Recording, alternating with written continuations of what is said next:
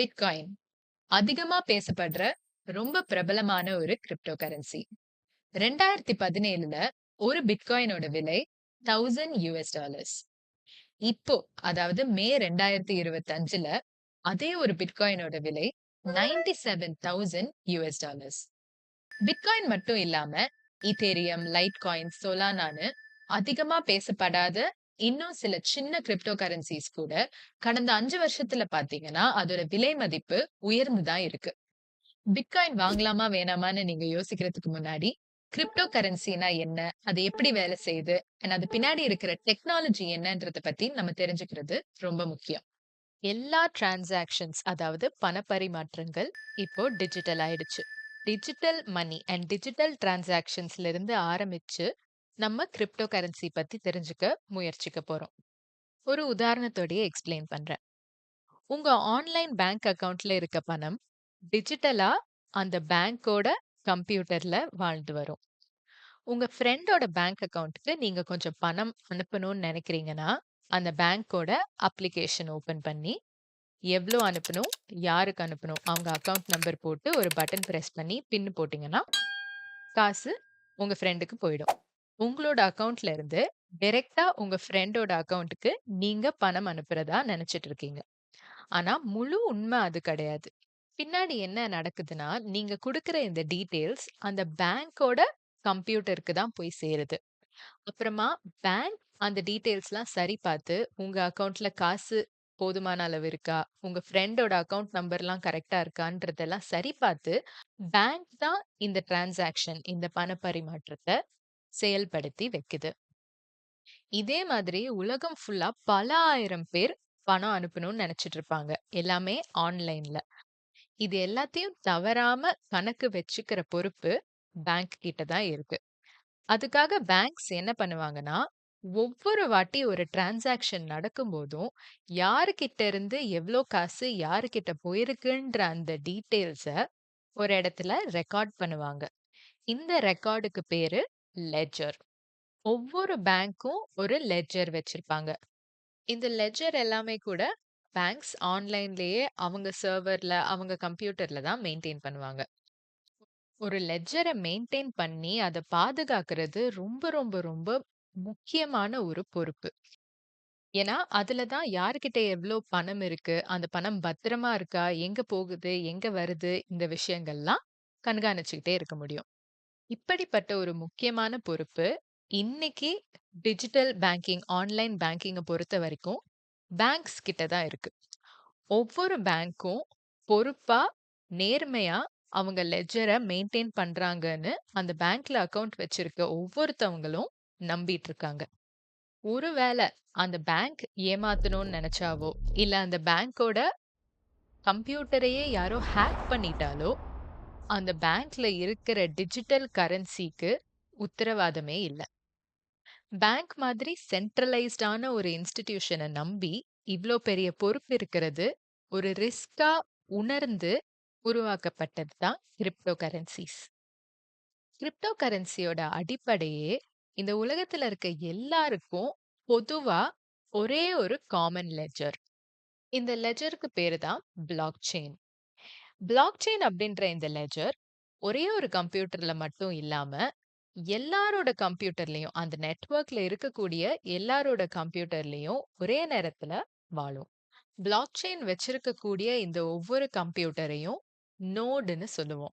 Ledger மாதிரி ஒரு முக்கியமான விஷயத்த பொதுவா இப்படி எல்லாரோட கம்ப்யூட்டர்லயும் வைக்கும்போது அதோட பாதுகாப்பு, அதோட நம்பிக்கை இதெல்லாம் மெயின்டைன் பண்றது ரொம்பவே முக்கியம். கிரிப்டோ கரன்சிஸ் லெட்ஜரா பயன்படுத்துற பிளாக் செயின் அப்படின்ற இந்த டெக்னாலஜி ரொம்ப ஸ்மார்ட்டா பாதுகாப்பை உறுதிப்படுத்தும். இந்த பிளாக் செயின் எப்படி வேலை செய்து, எதனால அதோட பாதுகாப்பு தன்மை இவ்ளோ அதிகமா இருக்குன்றத இப்ப நம்ம பார்ப்போம். டிஜிட்டல் பேங்கிங்க்கு நம்ம பார்த்த அதே உதாரணத்தை இங்க எடுத்துப்போம். ஆனா பணத்துக்கு பதிலா கிரிப்டோ கரன்சி, நீங்க கொஞ்சம் கிரிப்டோ கரன்சி உங்க ஃப்ரெண்டுக்கு அனுப்பணும்னு நினைக்கிறீங்க. அப்ப எவ்ளோ அனுப்பணும்? எந்த அக்கவுண்ட்ல இருந்து எந்த அக்கவுண்ட்டுக்கு அனுப்பணும்? இந்த இன்ஃபர்மேஷன நீங்க சிஸ்டம்க்கு குடுப்பீங்க. ஆனா இந்த தடவ இந்த இன்ஃபர்மேஷன் பேங்கோட கம்ப்யூட்டர், பேங்கோட நெட்வொர்க்குக்கு போகாம, நம்ம பிளாக் செயின்ல இருக்கிற நோட் எல்லாத்துக்கும் போகும். இதுதான் ஃபர்ஸ்ட் ஸ்டெப். 2வது, இதுல இருக்கிற ஒரு சில நோட்ஸ் இந்த பணப்பரிமாற்றத்த சரி பார்த்து அப்ரூவ் பண்ணும். இதுவரைக்கும் டிஜிட்டல் பேங்கிங் மாதிரியே தான் இருந்துச்சுன்னு நீங்க கவனிச்சிருப்பீங்க. இனிமே தான் ஃபன் ஆரம்பிக்க போகுது. அப்ரூவ் ஆகியிருந்தாலும் இந்த டிரான்சாக்ஷன்ஸ் எதுவுமே செயல்பட்டிருக்காது. ஏன்னா, அவ்ளோ ஈஸியா இந்த டிரான்சாக்ஷன்ஸ் எல்லாம் லெட்ஜர்ல ரெக்கார்ட் பண்றதுக்கு நம்ம பிளாக் செயின் அலோவ் பண்ணாது. ஸோ இந்த இடத்துல ஸ்டெப் 3 ஒண்ணா வரக்கூடிய ஒரு சில டிரான்சாக்ஷன்ஸ் எல்லாம் சேர்த்து ஒரு குரூப்பா அமைச்சு வைக்கும். இந்த ஒரு குரூப்புக்கு பேரு பிளாக். ஒரு பிளாக் ஃபில் ஆனதுக்கு அப்புறம் அதுல இருக்கிற இன்ஃபர்மேஷன் ஒரு சீக்ரெட் கோடா மாறும். நீங்க பசில்ஸ், வீடியோ கேம்ஸ் இதெல்லாம் நெறைய விளையாடுவீங்கன்னா, உங்களுக்கு சைஃபர்ஸ், கோட்ஸ் பத்தி நெறைய தெரிஞ்சிருக்கும். உதாரணத்துக்கு ஸ்க்ரீன்ல இப்போ உங்களுக்கு தெரியறது ஒரு சைஃபர். ஒவ்வொரு ஆல்ஃபபெட்டுக்கு ஒரு நம்பர் அசைன் பண்ணியிருக்கோம். இப்ப ஆப்பிள்ன்ற வார்த்தைய எடுத்துக்கிட்டு, அந்தந்த எழுத்துக்கான நம்பர அதுக்கு கீழ போடுவோம். இங்க வந்திருக்க இந்த நம்பர நம்ம கொண்டு போய் யார்கிட்டயாவது காமிச்சோம்னா, இத ஆப்பிள்ன்னு யாருக்கும் சொல்லத் தெரியாது. அதாவது அந்த சீக்ரெட் கோட் இல்லன்னா, அந்த இன்ஃபர்மேஷன யாராலயும் கெஸ் பண்ண முடியாது. இந்த பிராக்டிஸ்க்கு பேரு கிரிப்டோகிராஃபி. அதாவது ஒரு கோடோ இல்ல ஒரு மேத்தமேட்டிக்கல் ஃபங்ஷனோ யூஸ் பண்ணி ஒரு இன்ஃபர்மேஷன நம்ம சீக்ரெட்டா மாத்துறதுக்கு பேரு தான் கிரிப்டோகிராஃபி. சைபர் செக்யூரிட்டியோட ரொம்ப ரொம்ப முக்கியமான ஒரு பகுதி கிரிப்டோகிராஃபி தான். அண்ட் ரீசெண்டா சைபர் செக்யூரிட்டில நடந்திருக்க நிறைய முன்னேற்றங்களுக்கு காரணமும் கிரிப்டோகிராஃபி தான். அண்ட் அத நம்ம வந்து டீட்டெயில்டா படிச்சோம்னா ரொம்பவே இன்ட்ரெஸ்டிங்கான ஒரு மேத் கான்செப்ட்டா தான் அது இருக்கு. ஓகே, நம்ம இப்ப எங்க இருந்தோம்? பிளாக்ஸ். ஒவ்வொரு பிளாக்ல இருக்க இன்ஃபர்மேஷனும் கிரிப்டோகிராஃபி யூஸ் பண்ணி, கிரிப்டோகிராஃபிக் கான்செப்ட்ஸ் யூஸ் பண்ணி இந்த இன்ஃபர்மேஷன் ஒரு சீக்ரெட் கோடா மாறிடும். இந்த இன்ஃபர்மேஷனை நம்ம ஹேஷ்னு சொல்லுவோம். ஆனா இந்த ஹேஷ் என்னன்றது நம்ம பிளாக் செயின்ல இருக்கிற எந்த நோடுக்குமே தெரியாது. ஆனா இந்த ஹேஷை கண்டுபிடிக்க வேண்டியது இந்த ஒவ்வொரு நோடோட பொறுப்பு. பொறுப்புன்னு சொல்றதை விட அந்த ஒவ்வொரு நோடுக்கும் ஒரு சேலஞ்ச். ஒவ்வொரு நோடுன்றது என்னது? ஒரு கம்ப்யூட்டர் தான். அந்த கம்ப்யூட்டர்ல ஒரு நபர், அவங்கள மைனர்னு சொல்லுவாங்க. இவங்க இந்த ஹேஷ கண்டுபிடிக்கிறதுக்கு போட்டி போடுவாங்க. நம்ம இங்க சிம்பிளா சொல்லிட்டோம். ஆனா உண்மையிலேயே இந்த கரெக்ட்டான ஹேஷ கண்டுபிடிக்கிறது அவ்ளோ ஈஸியான விஷயம் கிடையாது. அதுக்கு காரணம் இதோட கிரிப்டோகிராஃபி தான். உதாரணத்துக்கு 3+3 6ன்னு இருக்கு. 3+3ன்னு நான் உங்ககிட்ட சொன்னேன்னா, பதில் 6ன்னு நீங்க ஈஸியா சொல்லிருவீங்க. ஆனா 6ன்னு உங்ககிட்ட சொல்லிட்டு, எங்கருந்து இது வந்துச்சுன்னு நான் கேட்டேன்னா, உங்களுக்கு நெறைய ஆப்ஷன்ஸ் இருக்கு. 0+6ஆ இருக்கலாம், 1+5ஆ இருக்கலாம், 2+4ஆ இருக்கலாம், இல்ல 3+3ஆ இருக்கலாம். பிளாக் செயின்ல ஒரு பிளாக்கோட இன்ஃபர்மேஷன குடுத்து, ஹேஷ கண்டுபிடிக்க சொல்றது, 6அ குடுத்து எங்கருந்து வந்துச்சுன்னு கேக்குற மாதிரி. What?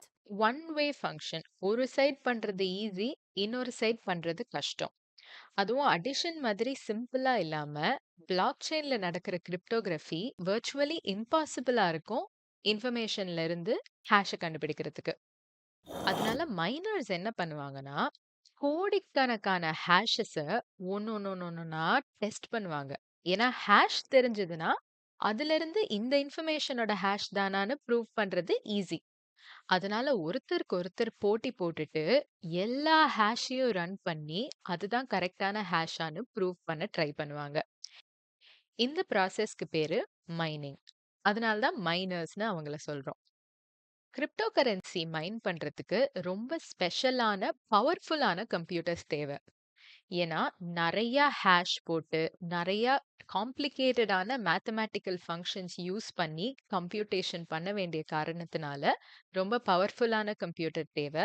அண்ட் மைனிங் ப்ராசஸ் நெறைய எனர்ஜி கன்சியூம் பண்ணும். ஸோ யாராவது மைனர் இருக்காங்கன்னா அவங்க மைனிங்க்குன்னு ஒரு கம்ப்யூட்டர் வாங்கி வச்சிருப்பாங்க. அண்ட் அவங்களோட கரண்ட் பில் பயங்கர அதிகமா இருக்கும். ஏன்னா மைனிங்க்கு ரொம்ப ரொம்ப அதிகமான பவர் தேவை. இந்த ஹேஷ கரெக்ட்டா கண்டுபிடிக்கிற ஃபர்ஸ்ட் மைனருக்கு ஒரு சின்ன ரிவார்ட் உண்டு. அதனால மைனர்ஸ்லாம் போட்டி போட்டுக்கிட்டு எவ்ளோ வேகமா இந்த ஹேஷ கண்டுபிடிக்க முடியுமோ பண்ணுவாங்க. அதனால மைனிங் கம்ப்யூட்டர்ஸ் பவர்ஃபுல்லா மட்டும் இல்லாம ரொம்ப ஃபாஸ்ட்டாவும் இருக்கணும். இப்ப நம்ம ஃபைனல் ஸ்டெப்புக்கு வந்துட்டோம்.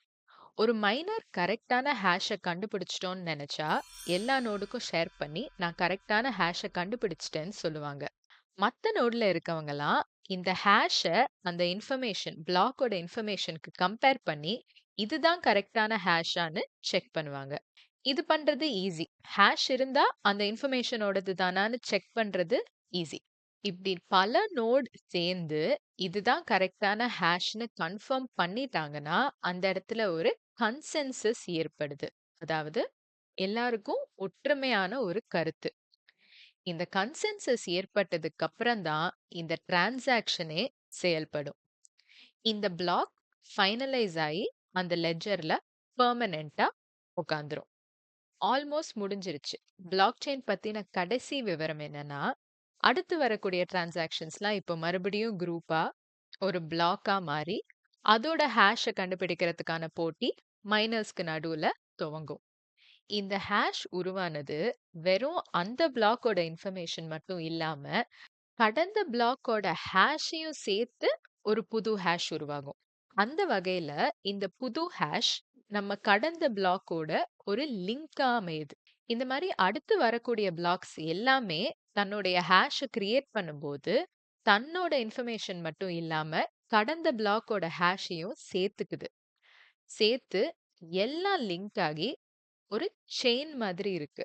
அதனால தான் இந்த டெக்னாலஜிக்கு பேரு பிளாக் செயின்னு சொல்றாங்க. பிளாக் செயின யாராவது ஏமாத்தணும்னு நெனச்சு, ஒரு பிளாக்ல இருக்கிற டிரான்சாக்ஷன மாத்துறதுக்கு முயற்சி பண்ணாங்கன்னா, இந்த தவறான பிளாக் ஏற்படுத்தின ஹேஷ், ஒரிஜினல் பிளாக்கோட ஹேஷ விட வித்தியாசமா இருக்கும். இப்ப நம்ம நோட்ஸ் எல்லாம் எதிர்பார்த்துட்டு இருக்கிற ஹேஷ், ஒரிஜினல் பிளாக் செயினோட தான் இருக்கும். அந்த டைம்ல ஒரு தவறான டிரான்சாக்ஷனால ஒரு தவறான ஹேஷ் வந்துச்சுன்னா, நம்ம நோட்ஸ் அதாவது நம்ம மைனர்ஸ் அத ரிஜெக்ட் பண்ணிருவாங்க. அப்ப ஒரு ஹேக்கர் ஒரு சின்ன டிரான்சாக்ஷன ஒரு பிளாக்ல மாத்துனாங்கன்னா, அந்த பிளாக்கோட ஹேஷையே ஃபர்ஸ்ட் ஆஃப் ஆல் அவங்க கண்டுபிடிக்கிறது கஷ்டம். அதுக்கு அவங்க திரும்பி ரிவர்ஸ்ல தான் வொர்க் பண்ணணும். அண்ட் அதுக்கு ரொம்ப டைம் ஆகும். அப்படியே அவங்க மாத்துன அந்த பிளாக்கோட ஹேஷ அவங்க கண்டுபிடிச்சாலும், இது அடுத்தடுத்து உள்ள பிளாக்கோட லிங்க் ஆகிட்டே வரனால, அடுத்தடுத்து உள்ள பிளாக்கோட ஹேஷையும் அவங்க கண்டுபிடிக்கணும். அதோட இன்ஃபர்மேஷன் அவங்க மாத்தாட்டியும், அதோட புது ஹேஷ கண்டுபிடிச்சு தான் ஆகணும். ஏன்னா, ஒண்ணுத்துக்கு ஒண்ணு லிங்க் ஆகியிருக்கு.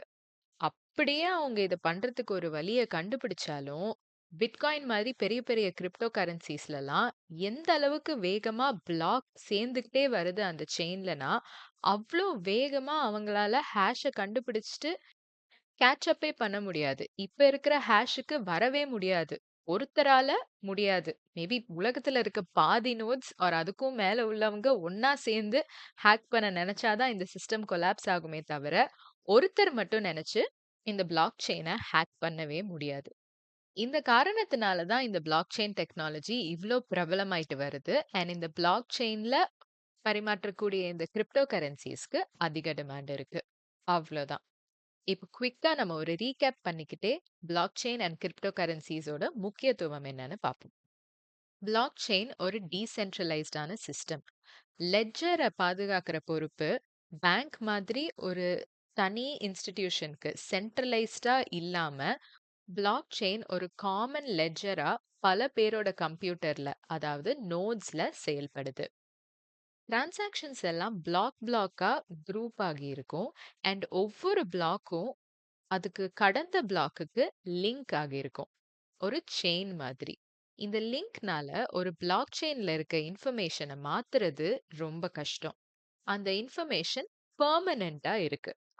ஒரு பிளாக்ல இருக்க டிரான்சாக்ஷன்ஸ் அப்ரூவ் ஆகணும்னா அதுக்கு ஒரு நோட்ல ஒரு மைனர் மட்டும் அப்ரூவ் பண்ணா பத்தாது. பல நோட்ஸ் சரி பார்த்து ஏத்துக்கிட்டாதான் ஒரு பிளாக் அப்ரூவ் ஆகும். அதாவது மெஜாரிட்டிக்கு காமன் கன்சென்சஸ் இருந்தா மட்டும்தான் ஒரு டிரான்சாக்ஷன் பிளாக் அப்ரூவ் ஆகும்.